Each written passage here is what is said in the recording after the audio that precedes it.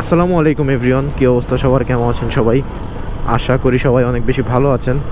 তো মোটামুটি অনেক রাতেই বের হয়েছি আজকে। এখন রাত বাজে হচ্ছে 11টা 19। আর আমার আজকের ডেস্টিনেশন হচ্ছে কক্সবাজার। মানে এই 11টা 19-এ আমি আজকে রওনা দিলাম। হোপফুলি হচ্ছে সকালের মধ্যে পৌঁছায় যাব, যদি সব কিছু ঠিকঠাক থাকে।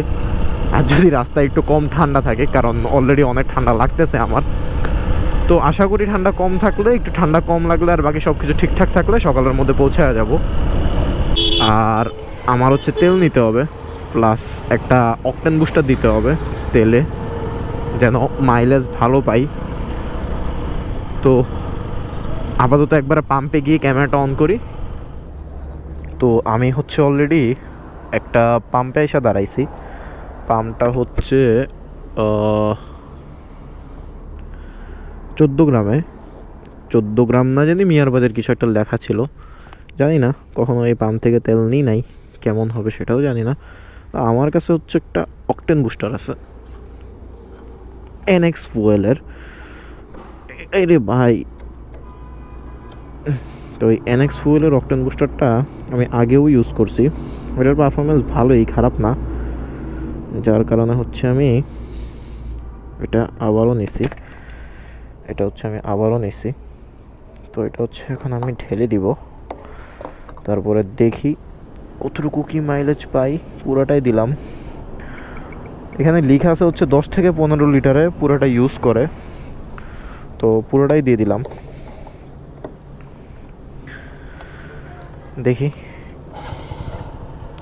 হোপফুলি মাইলেজটা ভালোই পাবো। আর আমার বাইকে হচ্ছে অলরেডি 5 দাগ তেল আছে। দেখি আর কতটুকু ঢুকছে হচ্ছে 650 টাকার 5.19 লিটার। শুভ সকাল সবাইকে। তো আমি হচ্ছে এখানে হোটেল মিডওয়ে ইনে দাঁড়াইছিলাম। আসলে তেল নেওয়ার পরে আর একটু দাঁড়ানো হয়েছে, বাট ক্যামেরা অন করা হয় নাই, কারণ ওইখানে কোনো লাইট নাই। আর এখানে হচ্ছে একটা ইনসিডেন্ট ঘটে গেছে আমার সাথে। সেটা হচ্ছে আমি ওই জগন্নাথ দিঘিতে একটু দাঁড়াইছিলাম, যেখানে হচ্ছে বাইকটা পার্কিং করতে গিয়ে ফালাই হচ্ছে আমি আমার ক্লাচ ভাঙে ফেলছি। তো যার কারণে হচ্ছে একটু মন খারাপ। যার কারণে হচ্ছে দাঁড়াই নাই আমি। তো এখন হচ্ছে মিডওয়ে ইনে দাঁড়াইছিলাম, দাঁড়াইছি, বাট ক্যামেরা অন করি নাই। তো এখানের ব্রেক আপাতত আমার শেষ। এখান থেকে হচ্ছে আমি বের হয়ে যাইতেছি। আর এখন ঘড়িতে বাজে হচ্ছে সকাল 6টা 15। 6টা 15তে আমি এখান থেকে বের হয়ে যাইতেছি। আজকের রাস্তাটা না একদম ফ্রেশ ছিল, একদম ক্লিয়ার ছিল।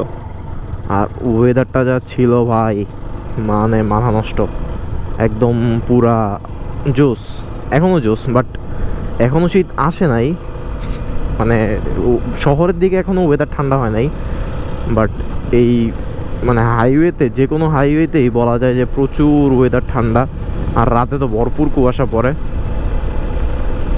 তো সবাই যারা হচ্ছে এখন মানে কোনো জায়গায় ট্যুর দেওয়ার প্ল্যান করে বের হবেন, সবাই হচ্ছে মানে ওই প্রিপারেশনটা নেবেন যে ঠান্ডা আছে বা কুয়াশা আছে।